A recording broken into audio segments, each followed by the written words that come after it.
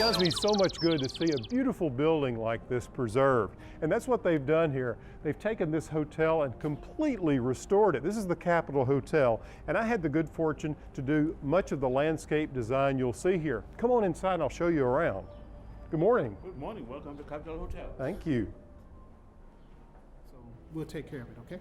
All right. Hey, Chuck. Good morning. How you doing Good today? to see you. Well, I've just headed upstairs to take a look at the plants on the roof. God bless you. That's great. Well, this place, I just can't believe the transformation.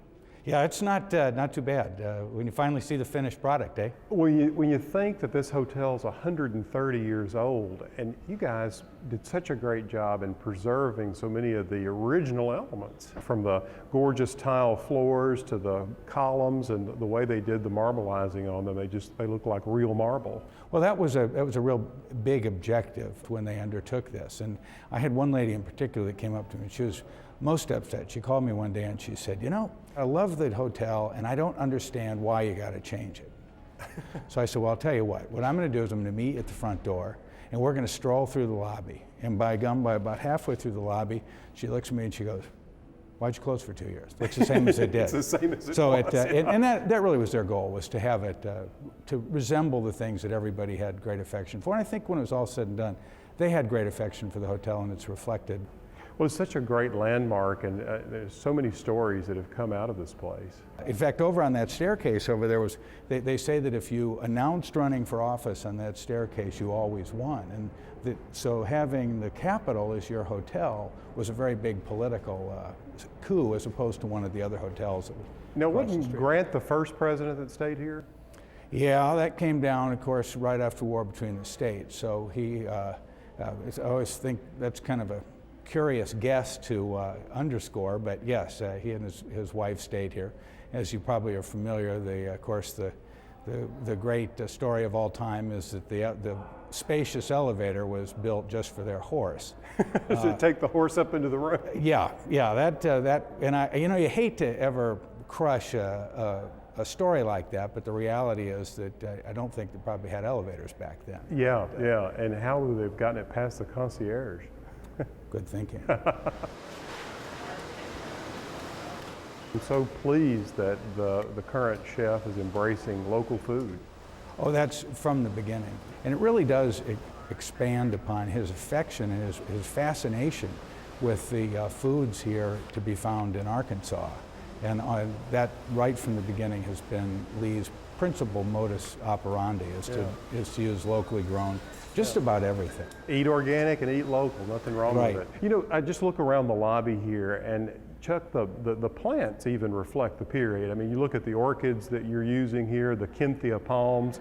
I mean, those were classics at the end of the 19th century in hotels and homes, and having them here as decoration or a touch of nature in the hotel is perfect. We actually try to do that on the outside of the hotel as well.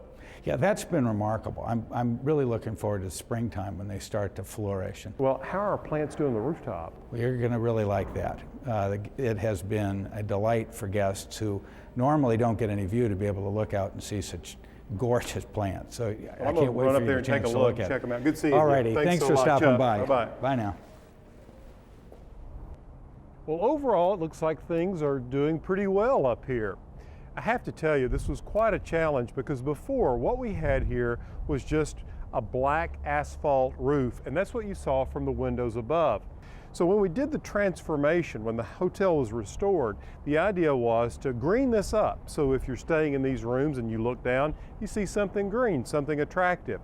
So what do? Well, we created an interesting pattern. As you can see, we've got a lighter area surrounding and banding the entire space, and a darker shape in the center, which created visual interest. Then come the plants. What we did is we used these large planters that went all the way around the periphery. On the outer edge, we used hollies. Close to the building, we used boxwood. Now, the reason for placing these planters along the edge or the periphery is that the building can actually take more weight. The roof can take more weight along the roof edge. Now, when these were installed, it was quite a day.